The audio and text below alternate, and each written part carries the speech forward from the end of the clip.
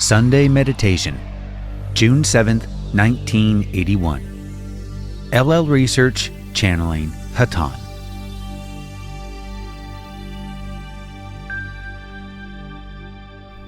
L. Channeling. I am Hatonn. I greet you, my brothers, in the love and light of the infinite Creator. It is with great pleasure that we of Hatonn are able once again to communicate with this group.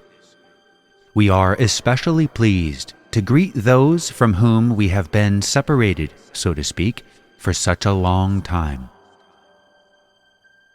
It is always our pleasure to renew contact with those who have for some time followed other paths. Tonight, we would like to tell you a small story concerning one of our brethren who was, a long time ago and in a distant place, a seeker. He felt as though his efforts were not sufficient, yet was unable to arrive at a decision or realization of the next step upon his path of awareness. It seemed to him that the more often he tried to establish a foothold upon his next slope of climb, so to speak, the more often his outstretched foot would simply pass through his elusive goal and land him once again upon all too solid earth upon which he trod. He began to despair ever being able to develop further.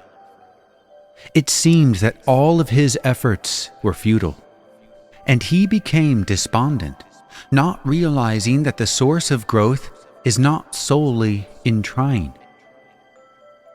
In his depression, he decided to give up and attempt to retrace his steps of growth so that he could once again become the person he once was, a simple, half-conscious being, lost among a crowd of other half-conscious beings.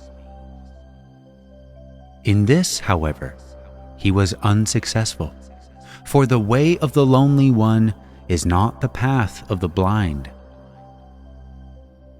Finally, he could stand it no longer, and painfully, arduously, he again retraced his path of growth, feeling that to be alone and trying was better than the company of the blind. When he arrived at his metaphysical destination, he found his path no longer blocked.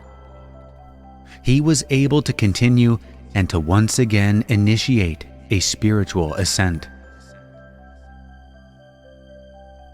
My brothers, there are times in your lives, in our lives, when the path appears to be blocked.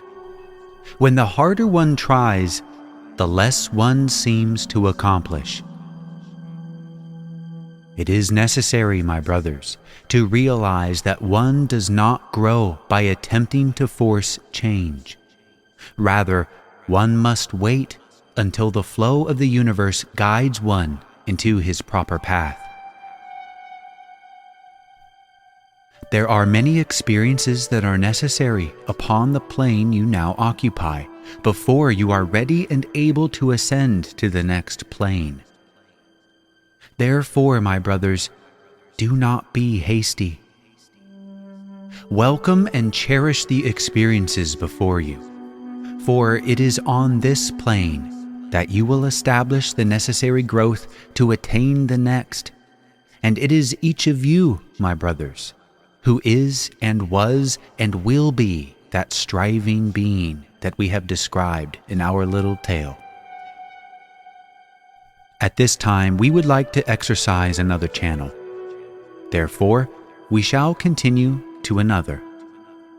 I am Hatonn.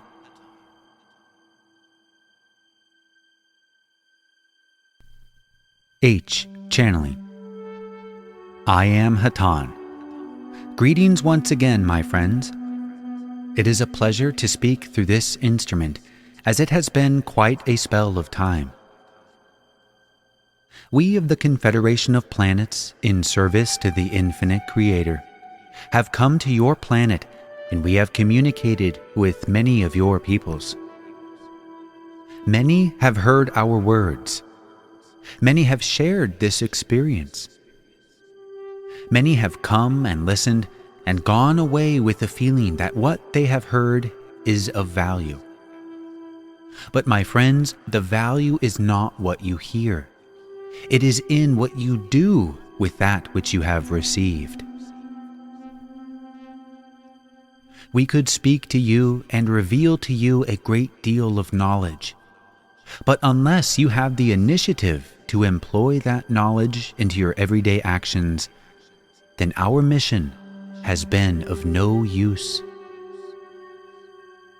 Within this group, we have seen a great deal of growth, and we have seen many setbacks come upon the people with whom you associate. And for the most part, we smile upon this group of people, for they have overcome the difficulties and they have maintained spiritual goals. Though it may not be evident at all times, the people with whom you associate is a very special group to us. We are aware of the difficulty upon your planet of continued associations, one with the other, due to your needs and your desires. We believe what has come about in this day is only another step in the growth of all concerned, and we are pleased. I shall now transfer this communication to another instrument. I am Hatonn.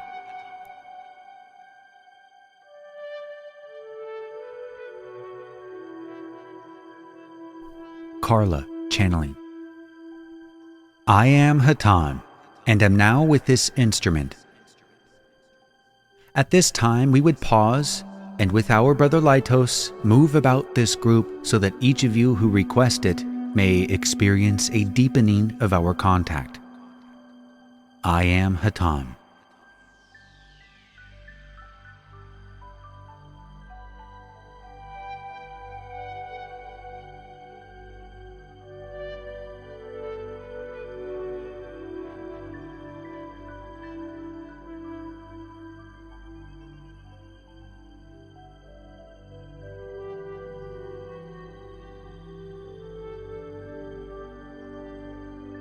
I am again with this instrument.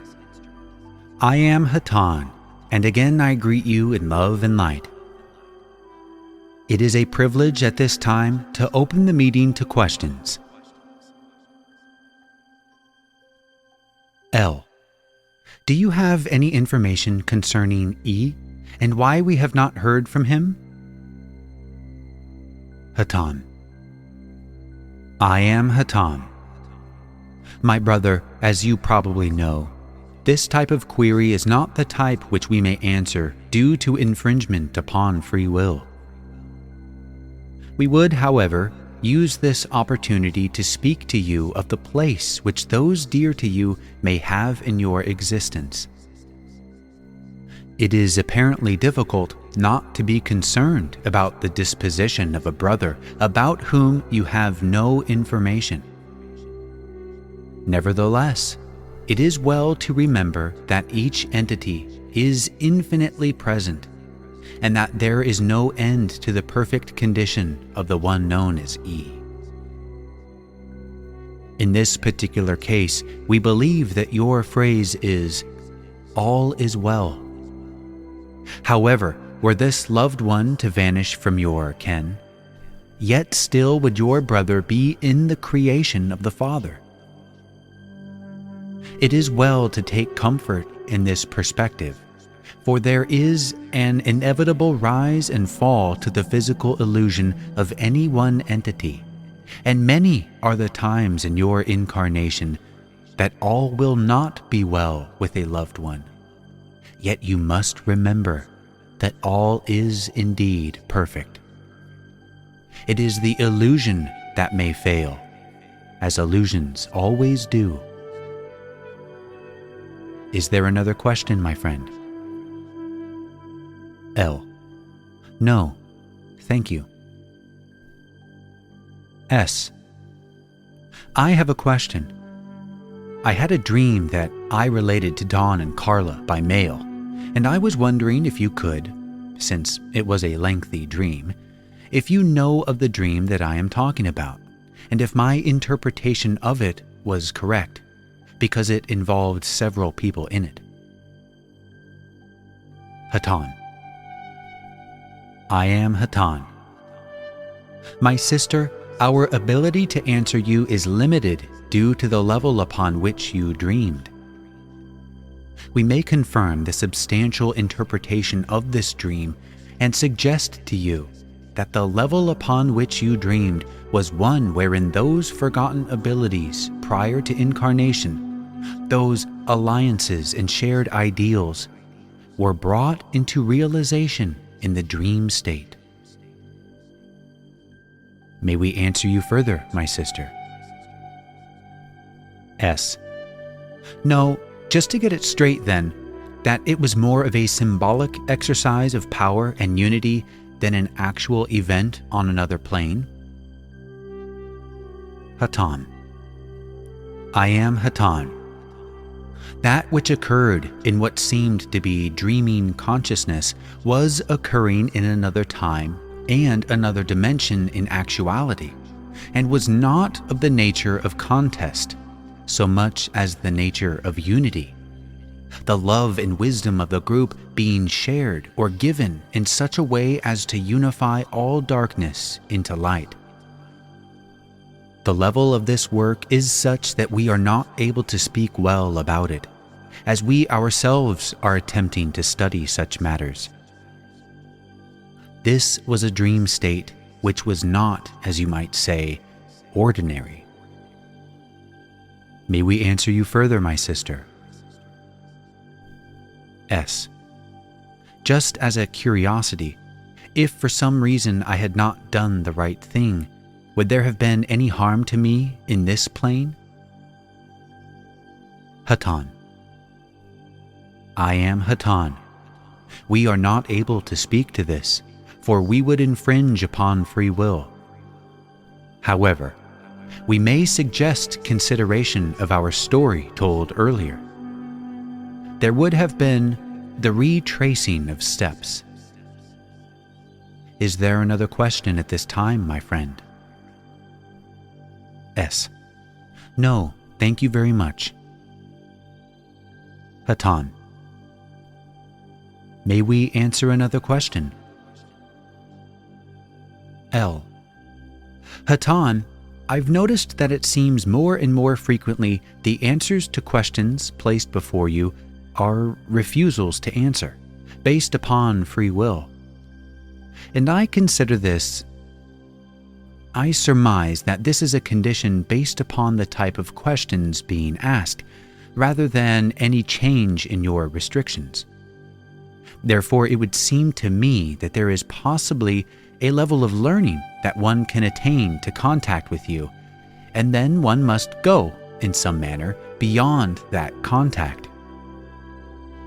I'm reluctant to abandon good counsel, yet I suppose my question is there a point reached in contact with the Confederation where one has a requirement to move on, so to speak, to grow further? Hatonn. I am Hatonn. We cannot say, my brother, what requirement there shall be for an individual entity, for each has his own path, and one path may require such a separation from a source in order to find another. The reason for a seeming frequency of, shall we say, half answers in this particular group at this particular time is, as you surmise, that this group has attained a certain level of discrimination and has begun asking questions which it is not the purpose of our group or any positively oriented spiritual council to answer. For we cannot smell flowers for you. We cannot feel the air for you. We cannot inform your senses, nor can we offer you pre-digested enlightenment or assurances of a specific nature, without losing our ability to speak clearly upon matters that we consider of importance. The questions that we may answer in any degree of detail, to any length, and at any cost are questions of love, of light, of the Creator. This is the message we have come to share. Questions of a personal nature are examined by us for information which will aid in this spiritual journey and give to you whatever gifts we may, whatever understanding we have that may aid you. We do not wish to stunt your growth by telling you, only to spur your growth by inspiring you. Thus, when questions of a specific nature are asked and we cannot find a spiritual bone to chew, shall we say, we do not speak. There are many entities in the Confederation of Planets, and there is virtually no end to the information to be gained. However, we of the Confederation, being oriented solely towards the desire to serve you, would far rather that you sought elsewhere if we cannot serve you. If your need for information is specific, dogmatic, or even trivial, we urge any to move onward and seek out that which is literal, that which is theological, that which is prophetic. May we answer you further, my brother? L. Only a clarification. The problem is not so much the questions as the direction of the question. That I'm basically asking questions that are in an area you're not allowed to answer, rather than reaching the limits of your answering ability. Is that correct? Hatonn. I am Hatonn. It is both incorrect and correct. It is incorrect in that there are limits to our own understanding.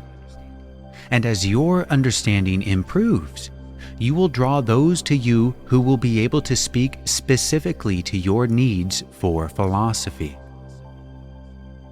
However, the substance of your assumption is quite correct.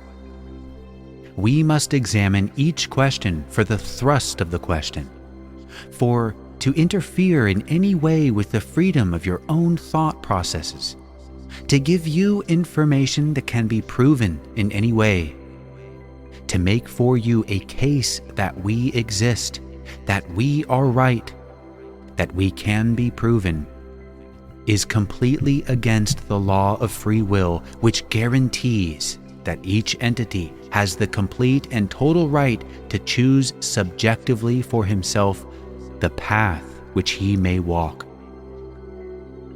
If you seek love, seek it then because we have perhaps inspired or given you pause for thought, not because something which we have said has proven miraculously to be true or has seemed to be good advice on a particular matter. Have we explained the law of free will sufficiently for you, my brother? L. Yes, and thank you. I have one other question on a different subject that I would like to offer. I am, from past experiences, past meditations, of the impression that you are capable of reading minds, but that there are limitations to your capability. Is this correct? And would you be willing to discuss the matter in some detail so that I can gain a better understanding of communication with you in this fashion? Hatonn. I am Hatonn. We are capable of sharing your thoughts.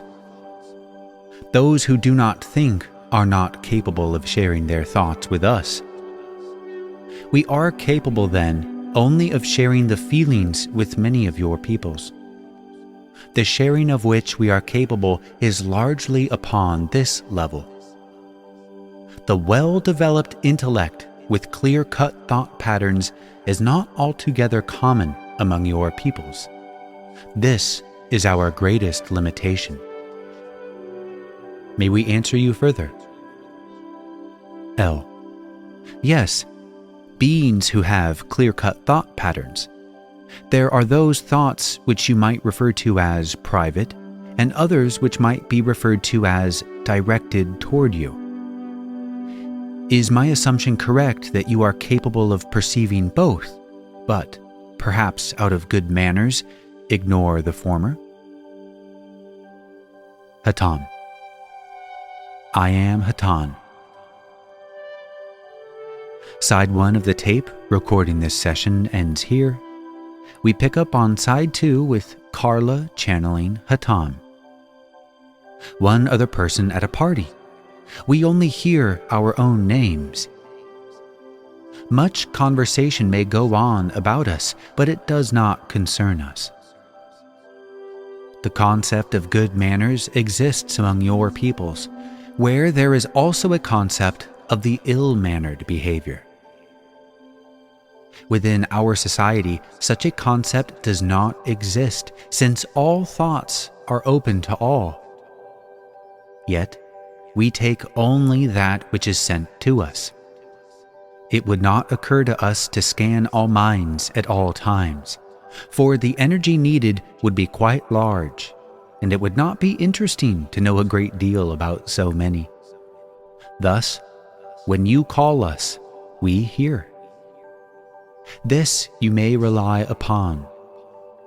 When you do not call us, and most of your peoples do not call us a great portion of the time, we do not hear, for we cannot be of service. May we answer you further? L. Yes, one last question. The description you've given of your own ability to listen and respond is comparable to that of other members of the Confederation who contact us. Is this correct? Hatonn. I am Hatonn. This is correct. L. Thank you. Hatonn. We thank you, my brother. Is there another question before we leave this instrument?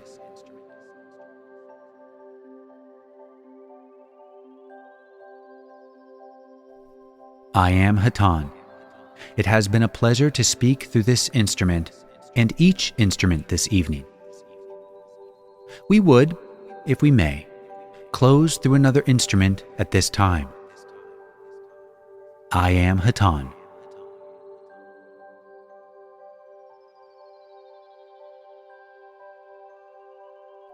Dawn channeling. I am Hatonn. It's been a very great privilege to be with this group this evening. We are always aware of any call for our service, for this, my friends, is what we do. We serve those who call. For in giving this service, we serve ourselves. Each service which any entity performs, no matter to whom, how small or how large it may be, that service is simply to himself. For all of us are one being. All of us are growing in the very same way. As we serve you through contacts such as this one, we are growing in awareness, just as you grow in awareness. That growth, my friends, is the growth of one being. That growth is the experience of the one infinite Creator. Rejoice in the knowledge that you are a part of this great experiment, the experiment which you call the creation, the universe, the Creator. I leave you now in the love and the light that is your love and your light, the love and the light of the infinite Creator. Adonai Basu Boragas. Go forth then, rejoicing in the power and the peace of the